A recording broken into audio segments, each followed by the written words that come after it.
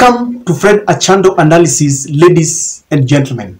In case you are watching our channel for the first time, allow me to request you with profound humility to hit the subscribe button, click the notification bell, and like our videos. To those who support this channel in one way or the other, I want to say thank you very much. Raila Odinga has cornered the Kenya Kwanza brigade. He has boxed them into a corner. They are looking for a way out, but it seems so difficult. With only a few days, in fact, with only a few hours to the D-Day, when Nairobi is going to witness the mother of all demonstrations, there is an air of uncertainty. The Kenya Kwanza team had always been asking, what next? That question is haunting them. When Raila leads his people, a charged crowd, a group of hungry and angry youths, what will be the end game? We will know tomorrow.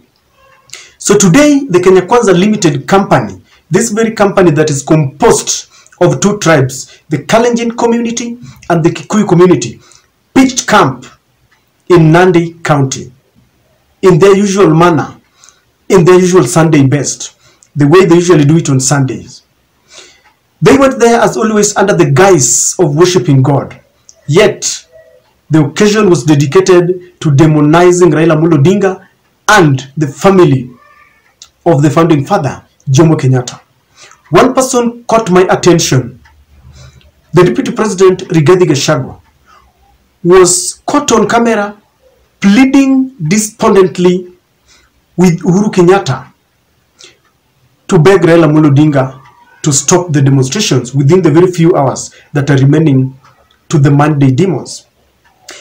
I want you to watch the body language of Rigathi Gachagua as he speaks, and you will tell me whether this is the same man who had said that these mandamanos will lead to nothing, the man who had said that he is a son of the Mau Mau, the man who had even told William Ruto to give him an opportunity to deal with Raila Odinga. Just tell me whether this is the same man. Wanasema ati wakija kwa duka yako ati maji yako ndio watakunywa. So mimi nauliza ndugu yangu Uhuru Kenyatta, please Mr. President, this country was very nice to you. They made you a king. For 10 years they voted for you. You pretended over the destruction of the economy. You left us with nothing. The little that is remaining for poor people, for enterprising people, you are giving Raila Odinga and his people to come and destroy the little that is remaining. How ungrateful, Uhuru Kenyatta, can you be to the people of Kenya? How ungrateful can you be? We have been so nice to you. We were so nice to your father. We made you king even when you had no experience. We tolerated you. We allowed you to stay. You messed this country, but we let you be. How ungrateful can you be with your brother Moho Kenyatta to fund Azimio to create chaos in Nairobi? Let us scrutinize and unearth a few things about Rigathi Gachagua's speech. One, I saw a very confused, tired, old honorable deputy president trying to put a brave face for the supporters to see that everything is okay. But the countenance betrays him. He had told them that he's a son of the Mau Mau, that is not afraid. But with the very few hours, time is trickling very fast, and they are wondering what next. Rigathi Gachagua has resorted to doing just 2 or 3 things. Number one, he is lying blatantly in broad daylight, lying in church. That there's a new fraternity had said that then when they go for the demonstrations, they will break into people's shops, take water, take sodas, take anything that they see there. You all know that this is far-fetched, because even today, Raila Odinga reacting to the statements by the Nairobi police boss, Mr. Bungei, who had declared the demonstrations illegal, said very well that they are going to conduct these rallies within the constraints of the law, peacefully. That is what they have always maintained.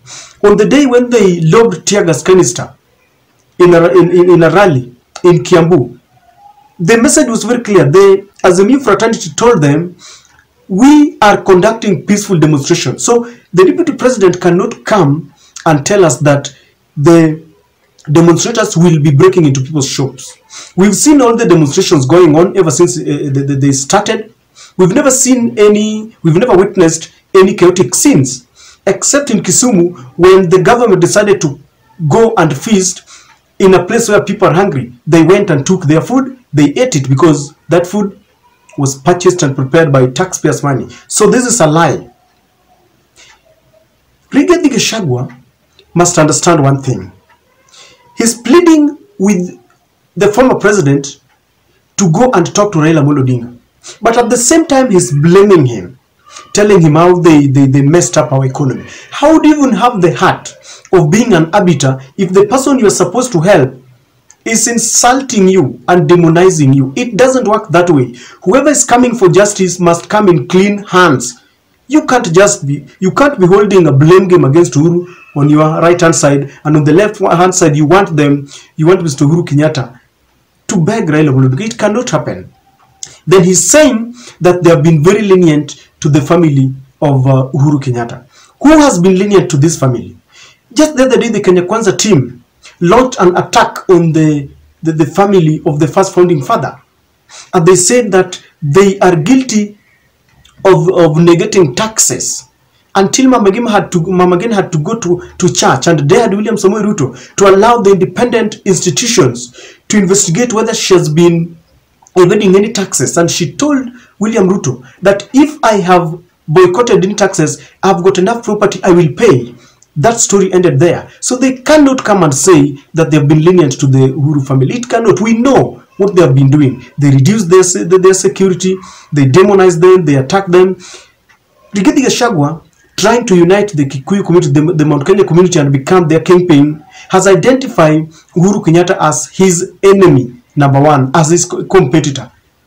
And he keeps on demonizing, and then is saying that they have been lenient. They have not been. We know what is happening. The other thing that the Honorable Rigathi Gachagua is doing is eliciting emotions, saying that Uhuru Kenyatta messed up the economy with the help of Raila Odinga. They want to run away from the big question. Do you know Kenyans know what is happening? Even Kibaki inherited a very poor economy that had been messed by the KANU regime. We never saw them at any one moment blaming the former regime. They went down to work, planned, and when Kibaki was leaving, the economy was on its track. But this government wakes up and keeps on blaming. Blame games will not work. They are trying to elicit sympathy and blame game.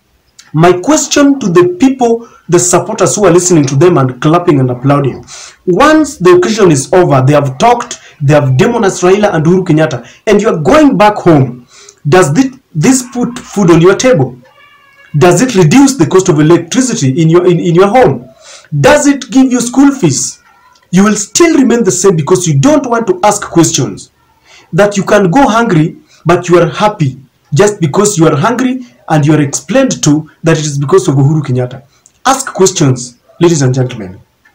Let me tell you something, fellow Kenyans. These archaic tactics will not work. The KANU tactics will not work. Shifting goalpost. Give us 100 days, give us 6 months. Blame game, politicking will not work. What will work is sitting down and taking the bull by its horns. Let us look at where the rain started beating us and face our problems. Do you know that at the center of all this political and social altercation lies the elephant in the room, opening the server? I will always mention it because my heart bleeds for this government. If they know very well that they won, why can't you just open the server? You know, if I knew very well that you are claiming that I've got a property in my house that belongs to you, and you dare me to open the door so that you can check, I would easily do it so that we know who is lying. Why can't you open this server? Ladies and gentlemen, there was a time when Raila Odinga called them so that they could reason together. The other day someone corrected me. I had said that God calls people in the book of Jeremiah, but it is the book of Isaiah. Come, let us reason together. Raila Odinga had opened the door and extended an olive branch, but they kept on playing politics. Now they are staring at a political quagmire. They don't know what will happen. So, if you want to plead, come with clean hands. Don't pretend on one side that you're blaming, that you are courageous, yet we know that behind that facade, that everything is haywire. For those who think that this is a joke, it is about real issues: hunger, insecurity, high cost of living, joblessness, and very soon, even the people who voted for Rigathi Gachagua and William Ruto will rise up, and you will see an Unga revolution that will unite all Kenyans regardless of their political affiliations, all Kenyans regardless of their ethnic affiliation. Ladies and gentlemen, that is my take.